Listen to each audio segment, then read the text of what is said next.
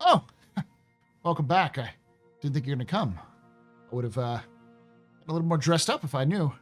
Welcome to another Office Hours capsule. That's right, capsule.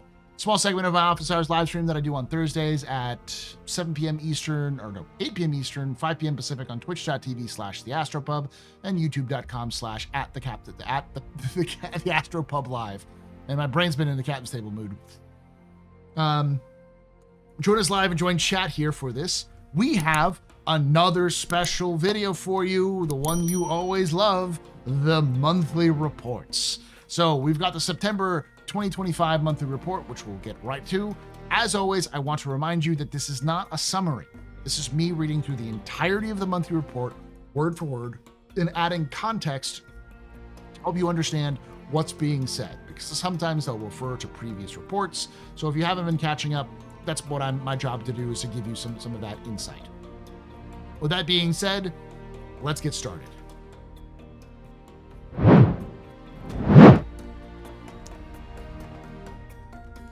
September 2025.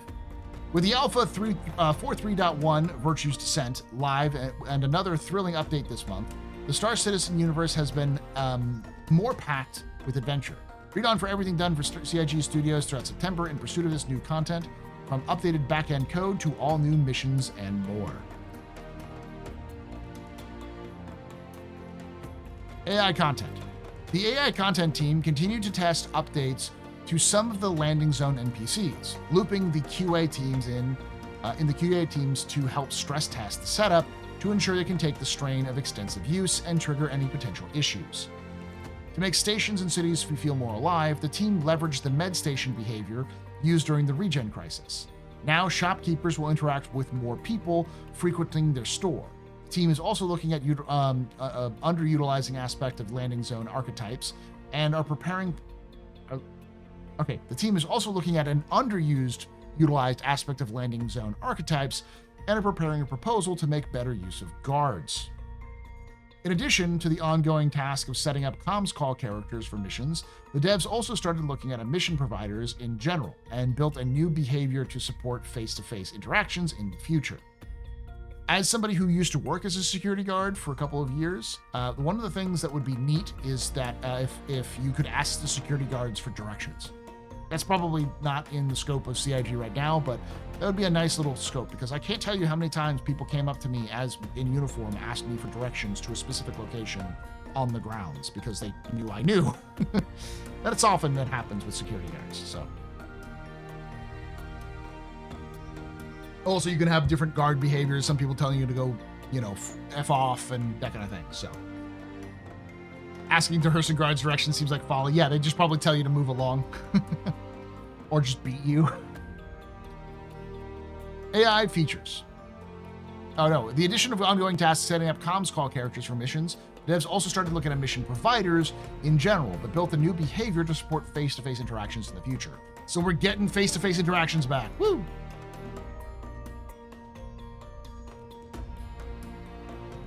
AI features. AI features updated numerous features last month, beginning with AI weapon component, which will now remain in sync with weapon statuses, allowing them to work better in unison.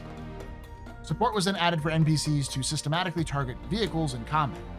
Improvements were made to the Rocketeer behavior, allowing NPCs to switch between rocket launcher and pistol depending on the situation. Adjustments to visuals of various behaviors were made, improving cover usage and fixing multiple asserts. This isn't new. CIG has had the behavior in for NPCs pulling out special weapons for like 3 years now. They just built it for Squadron, not for Star Citizen. So this is sort of them adapting what they have for Squadron into Star Citizen, probably also adding some new updates to the Squadron-based one as well. But that is something that they've been wanting to add into Star Citizen for a while now, which is NPCs can switch to target vehicles and ships before they start actually rather than attacking players. So they can prioritize ships if you're coming in, and if they got a railgun, they're shooting you with that railgun. You can already sort of see that now, where if you land in certain places where hassle NPCs, they'll shoot at your ship. Sort of there. It's just the idea is they can have more bigger weapons. Default behaviors were then introduced to the AI, to Buddy AI, allowing NPCs to follow their leader and stay in close proximity during combat. TPS coverage along path was finalized based on feedback, while ammo looting updates were underway too. This will affect holstering and stowing primary weapons and prevent NPCs from switching to their pistols when looting if they still have primary weapon ammo.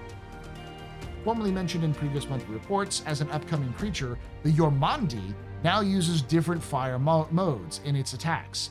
Issues with perception giving false positives were also fixed. Further improvements are currently underway for this and existing creatures. In addition, the new functionality was added for testing first reactions by generating test call level variants, making rapid iteration testing easier for each situation. This includes testing for each reactions and animation flows. Now, they didn't actually announce the Yormandi in monthly reports. It was leaked, and now they're just talking about it because it's already out there. But the Yormandi looks like a kind of variation on the Valakar. I don't think it is a variation of the Valakar. It looks more dragon-like than the Valakar. But it's very similar to the Swamp Valakar that we saw in that one video last year, I think.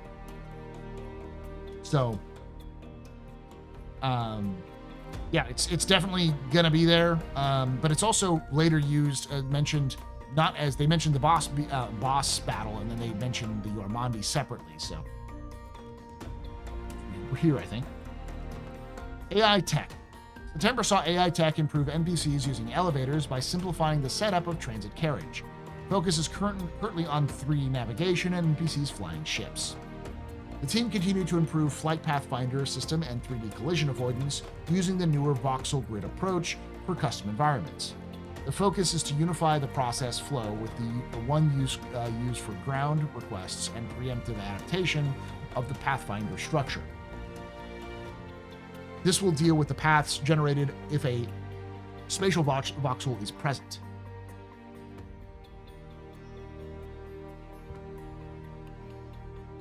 This also includes the introduction of distinct parallel jobs for search and refinement, and how the flight path is constructed. Additionally, hard turns have been introduced alongside, allowing ships to get nose on target more quickly.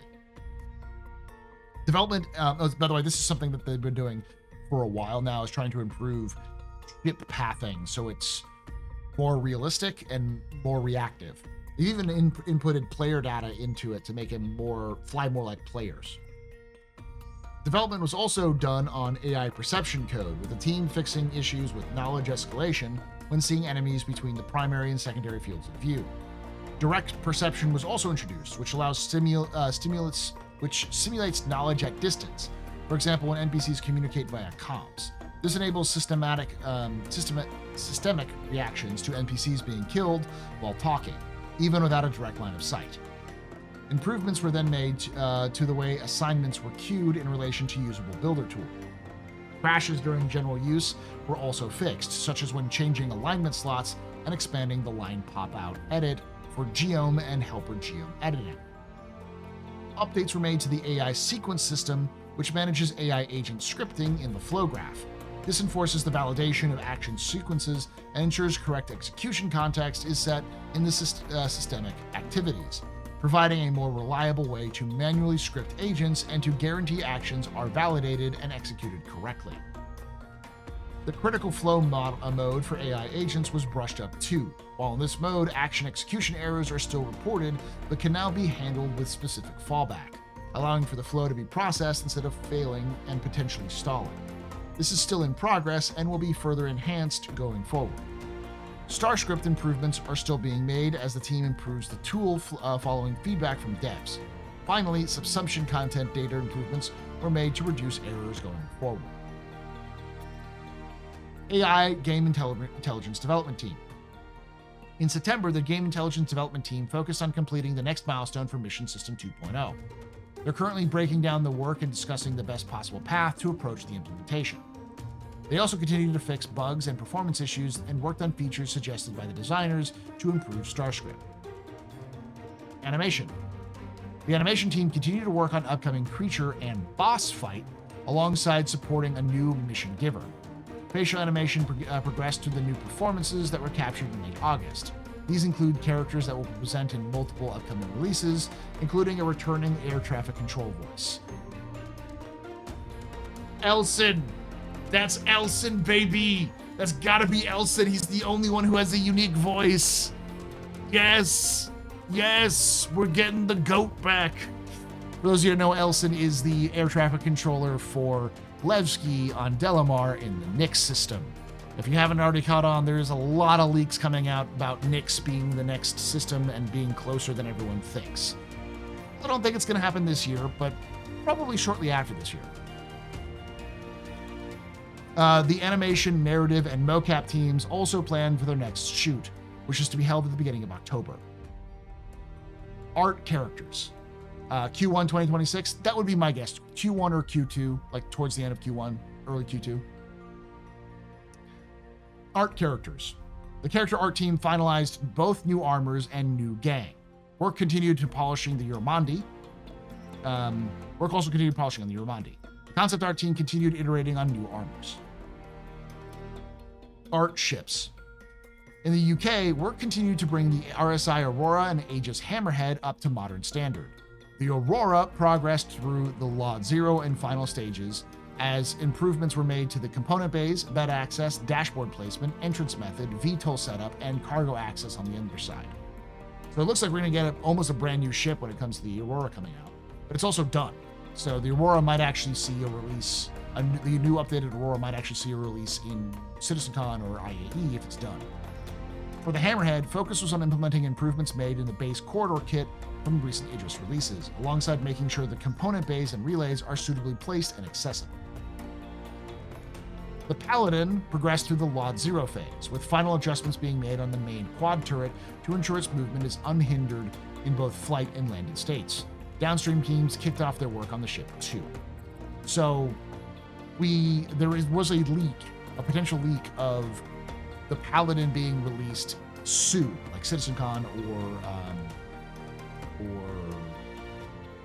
IAE. I'm beginning to wonder whether it is CitizenCon, because the Paladin going through Lot 0 is fine, but Lot 0, not out of Lot 0.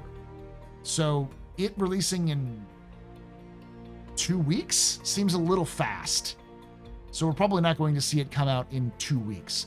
Then again, I don't think we'll have 4.2.3 out until later this month. So like after CitizenCon. So they may introduce it at CitizenCon and then release it then, but we'll see. Not sure if Downstream's just getting to it. Yeah, but it'll be out probably by IAE. So what we could have seen, what we saw may have been just been IAE rather than being CitizenCon. They may still sell it at CitizenCon, and that's why it's called Work in Progress.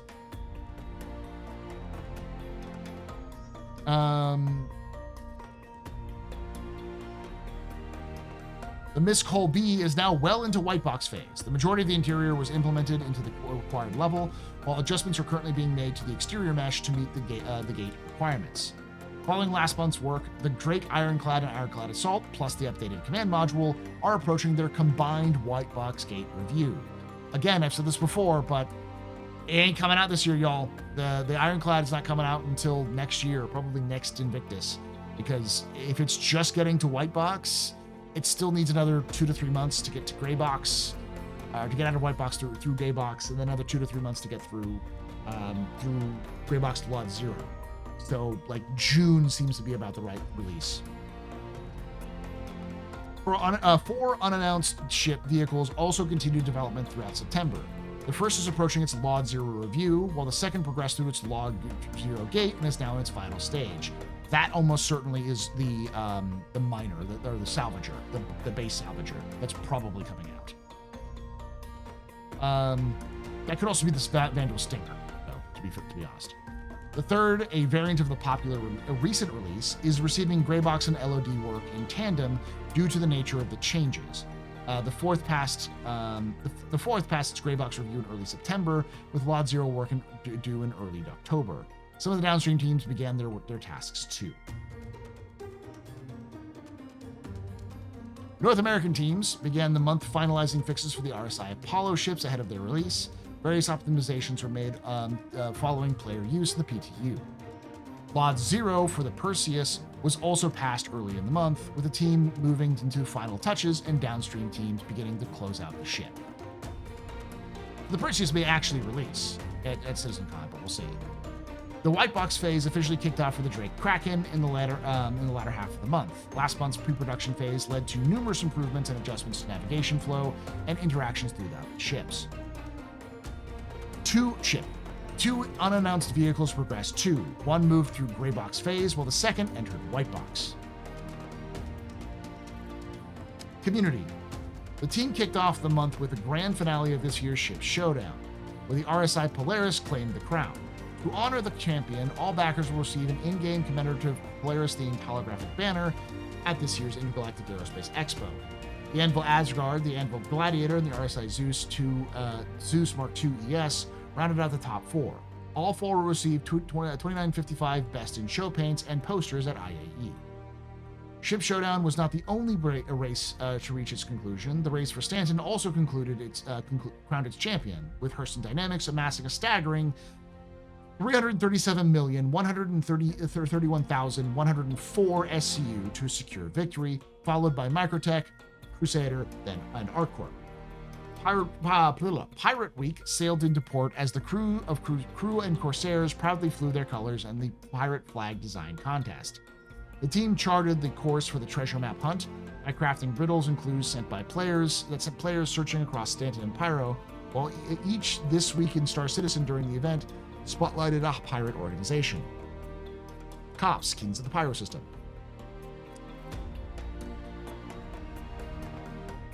To support the release of Alpha 431 Virtue's Descent, the team planned a catch-all post, updated the Onyx Facilities FAQ, and released a dedicated Q&A for the newly flyable RSI Apollo. They also worked closely with internal teams to track sentiment and community feedback, ensuring community notes landed in the right developer hands. The team also continued their evergreen tasks, which included publishing This Week in Star Citizen, bi-weekly roadmap updates and roundups, and the other updates such as monthly reports like this one. They also gathered pressing questions from the community, followed up with developers, and assembled Comms Drive number 3, which provided detailed answers on topics ranging from ship lights to upcoming UI improvements. The Bar Citizen World Tour made 2 exciting stops in Lisbon, Portugal, and Rome, Italy. We had an incredible time connecting with the community in Portugal and Italy, both of which hosted incredible events. Community team. Finally, CitizenCon Direct 2955 is almost here. The team is working closely with community organizers on several CitizenCon Direct watch parties, with key members of CIG attending events across North America and Europe. Be sure to check out locations and join the celebration. This is where I'm going to pause and say, if you are in Texas or nearby Texas, and you'd like to come down to the watch party here in Austin, we will have members of CIG here. It's one of the places where they're sending it. We will have, I always forget Elston's last name, but the head of the North American ship team will be there, as well as Xylo, Captain Xylo, the Tyler Whitkin, who's the CIG community lead. And so we are working closely. Who are they? What do you mean?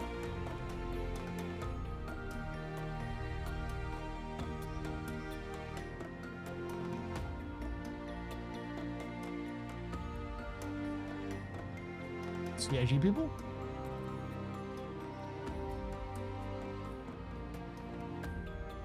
Oh, the team is working closely with community organizers on several CitizenCon Direct watch parties. That's who they're talking about. We're talking about me.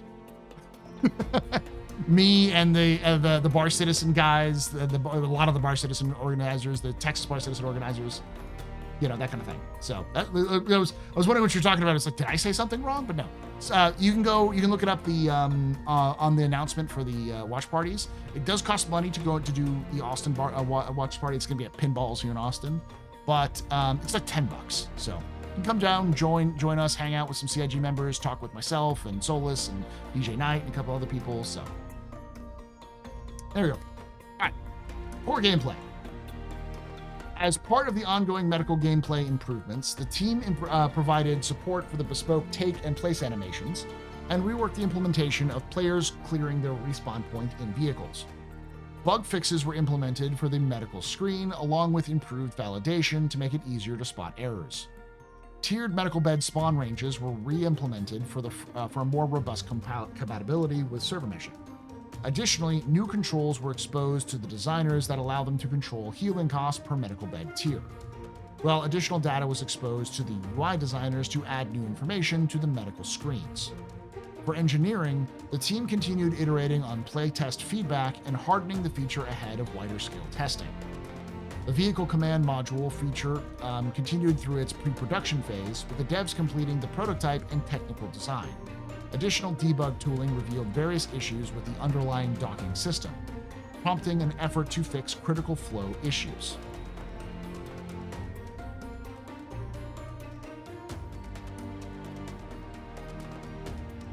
Flight gameplay also progressed throughout September. AI can now correctly utilize control surfaces in atmosphere and adhere to their velocity goals. Annunciators are no longer required to be attached to a dashboard to be functional, allowing for more flexibility in cockpit design. The team also prepared for focus testing of the improved flight model. The ongoing inventory rework progressed with the implementation of equipment and equipped item slots. Further functionality was added to Paperdoll UI and search bar. The team also exposed controls to help design define the rules for proximity looting. Pretty light, but there's some big stuff in there.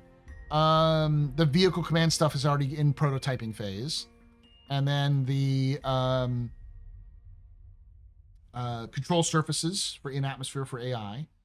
And that's been going off. They've been talking about that for a while now, but the AI using control surfaces. That was like the last major hurdle, I think, for them to start trying to implement AI or implement surfaces for players. So, yeah, and then they're also working on the inventory removal. And we actually, in some of the leaks from 4.3.2, indicate that a lot of stuff is already being set up for an inventory for the new inventory. So they're already pre-planning like tier and quality and all that kind of stuff we know is coming with crafting. That's already being repackaged in the game right now.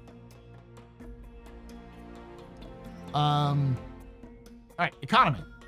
The economy team began this month exploring how to make the player's impact on freelancing commodity trading more impactful and longer lasting. In the process, they adjusted offer and demand at some locations while tuning profits to fit the current level of economy. The team then evaluated the data on the drop rates of some rare items and made them more prevalent. The cargo manifests found in spawned ships were also redesigned so their value doesn't undermine the intended gameplay for certain missions. Mission design. Mission design began September, finalizing the last narrative mission for the ASD facilities before looking forward for the rest of the year's content. They also began removing old factions players will no longer work with and reorganizing the ones they will.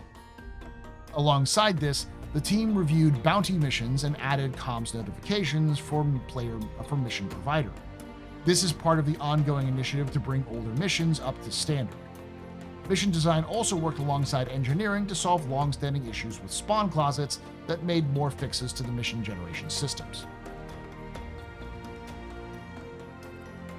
Is that a dog? Trying to see what's inside there. In September, the narrative team focused on tasks to help close out the rest of the year strongly. They focused on crafting scripts that will add additional dynamic conversations, a new Kovalex mission representative, vendors, and customers to the game, and spent time generating mission text and lore discoverables for several upcoming events. I like that. I like this. Narrative then worked alongside the environment art team and branding teams on the signage and environment storytelling for several incoming levels. Time was also spent planning narrative initiatives for next year. This was an excellent opportunity to learn from the recent releases and continue to strengthen the player's narrative experiences across the game. So, yeah, effectively, for those of you who don't know, there is a lot of like hidden lore bits inside ASD. There's like, they now have all of the audio files working, so you can walk around, and if you find an audio tablet, you can click on it and you can learn a lot about the various motivations of Yorit and ASD and what they're doing. So, online technologies. Last month, the Live Tools team updated the error reporting pipeline, including moving Panic migration from Heap to Laravel. The Panic web app tool can now configure stream settings, removing dev time by allowing users to define the configuration of each stream themselves. Symbolizer was also rewritten to be event-driven, making it more stable and scalable. Progress was made on a new web app to configure Bootstrap settings, which will provide more accessibility display for its users. For Hex, implementation began of the audit log UI that will extend the system's filtering and sorting capabilities. Concepting for Hex 4.0 continued too. Online services team continued to work on item recovery and blueprint service alongside continued bug fixing and support. So for those of you who missed last month, the blueprint service is a new system that they're building specifically to support blueprints, how they're applied and how they're attached to player profiles. They had an entire prototype that was built, and they're now working from that prototype to actually make the final version. So that's a great indication of saying that like crafting is still a ways away. We're probably looking at another 9 to 12 months before crafting is fully implemented, but they are also working pretty hard. So R&D. In September, the R&D team's focus remained exclusively on analyzing performance and optimizing engine and game code. That has been the R&D line every single month for the entire month. All of it. So what that should tell you is that CIG is currently working hard on the engine, because that is the main focus for Squadron, trying to get engine optimizations and working. VFX. For Alpha 432, VFX finished their tasks for ASD locations and the final event work, while the RSI Apollo Triage and Medevac received their VFX passes. Production continued on the Yormandi and its related locations too. Locations. VFX passes also began for vehicles coming later in the year, alongside pre-production for upcoming locations and missions starting the next week or so. So, the big thing.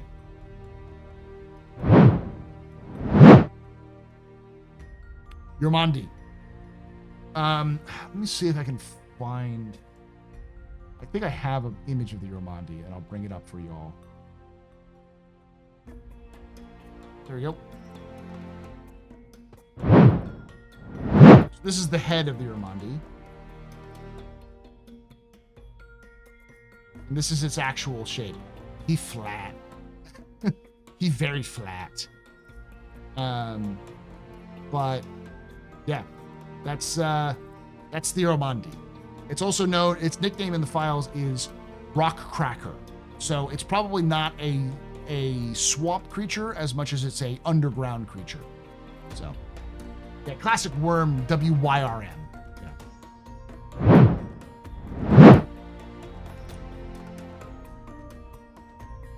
So the Yormandi is obviously a thing they've been working on for a while, and it's going to have some big event in this year. Plus, they've been talking about this boss battle for several months. So boss battle story along with Yormandi is going to be somewhere. Yormandi is mentioned, or at least hinted at, in the ASD facilities. So it could re-involve the ASD facilities in some way. But the other thing is just mostly just flight stuff, a lot of ship-related stuff. The Aurora is basically done with its rework, and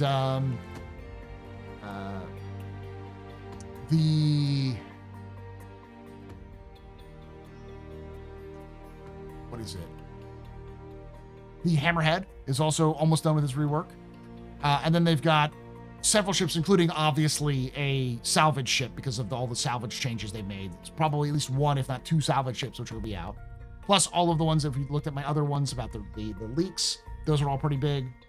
That's pretty much it. There's the new gang, which is been leaked as well in terms of the gang. The gang is almost certainly the